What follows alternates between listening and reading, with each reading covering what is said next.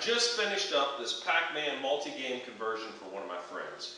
He really liked the old school games, Pac-Man, Galaga, Frogger, so I thought I would build him a 60-in-1 game with the iCade board using this original Pac-Man cabinet.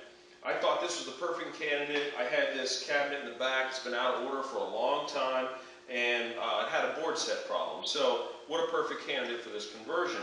Now, I didn't want to go through butchering all the wiring and tearing apart the cabinet, so I wanted to be very careful how I did this and keep it as original as possible. So I wanted to take a few minutes, show you guys exactly how I did it. And the other thing that I was debating was whether to keep the original CRT or go with an LCD monitor. For the 60-in-1 boards, an LCD monitor really doesn't look too bad, but there's nothing like that original CRT. I mean, with the older games like this, it just looks better on a CRT. And the fact that I wanted to keep it as original as possible, I decided to leave it in here. It just had a cap kit done not too long ago and had a reflow and a bunch of service done to it, so it should be stable enough for my friend. Now, we're going to go around in the back side. I'm going to show you guys exactly how I put this thing together. Alright, here we are in the back of the cab. We got the door off, and here is the board set. So this is our iCade 60-in-1 board. And what we did is we just put some PCB feet on it, mount it to the side of the cab, and this is where the real magic comes in.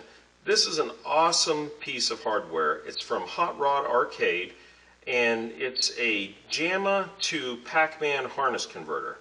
And the beauty of this thing is this is what allows you to not have to cut into any of your cabinet wiring harness. This will convert from the JAMA board all of the game controls and map it into the original one. So basically your player 1 and player 2 start buttons become your action buttons like fire, jump, or whatever the game calls for, so you don't have to change any of the controls on the control panel or any of the wiring. This is an awesome piece of equipment. Now, I didn't want to use any of this original power supply down here. So what I did was remove all the fuses from this original fuse holder, and I put a little piece of cardboard with a note there to make sure that no one fuses that thing up, and I added this switching power supply. So with this board up here, it does require power, and we're not getting that through our JAMA connector here. So it gives you a spot for, really it's an ATX, like a computer power supply, could just plug right into it. Since I'm using a switcher, what I did was just went and cut one of the Molex connectors off of an old ATX power supply, and I just wired it directly into a switcher. So that worked out really well. So I didn't actually have to cut or modify any of the wiring, just pulled a few fuses and ran a few extra wires down to my switcher power supply, and that was it. And this was a really easy conversion to do, non-invasive, and it's a wonderful unit. So if you guys want to convert one of these old games, this is how I would recommend doing it. And of course you can see this original G07 right here. This is a great chassis, so if your Pac-Man has this in it, I would suggest leaving it.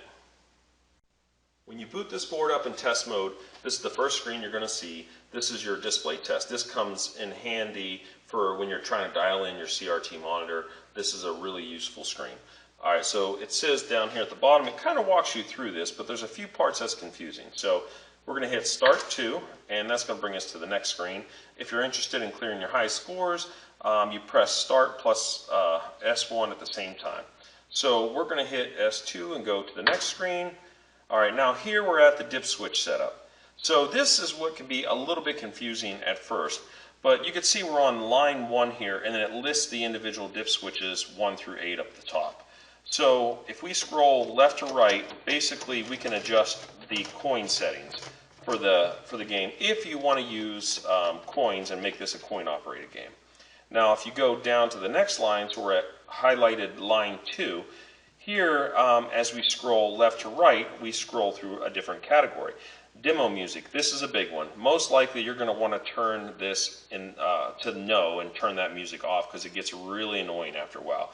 And to switch your dip switch settings, all you do is hit the player 1 start button and it toggles from yes to no. So we're going to go ahead and hit that again and make sure that that's turned off. So the next one is your game demo sound. Now this is up to you. Sometimes if you just load a game on there, you might want that game demo sound. I like to turn it off. Alright, the next one over is your free play, and that's where most likely you're going to want to toggle that into the yes position. You have an option for the upright, or maybe you're using a cocktail table or something, you could change that. If there is a trackball, you could adjust that on here. And that would be for using the Centipede game, I think. Okay, so now if we hit the down arrow one more time, this brings you into a list of the games. So maybe there's games on here that you don't want to display on your menu. You can basically hit those and turn those on or off. So I'm going to, in this case, leave all these games in the on position. And that's going to basically allow, I'm not sure why you'd want to turn them off. Maybe if there's just certain games you just don't like and you don't want to scroll through 60 games to find it, that might be useful. But most of the time we're going to leave all these on. So now if we're going to hit the player to start button, it's going to take us to each individual game and allow us to adjust the dip switches for each game. Now this can be very, very useful if you want to dial it in. Like let's say here we're in Miss Pac-Man. So you can adjust your lives, you can adjust if you want extra life or not, difficulty, speed, and what you want the bean to look like. Dot or a heart. You know, I've never actually seen it with a heart, so I'm going to put that on there just to see. But that's basically the extent of it. And then once you turn the game off, flip the switch back, it automatically saves your settings. And that's about it.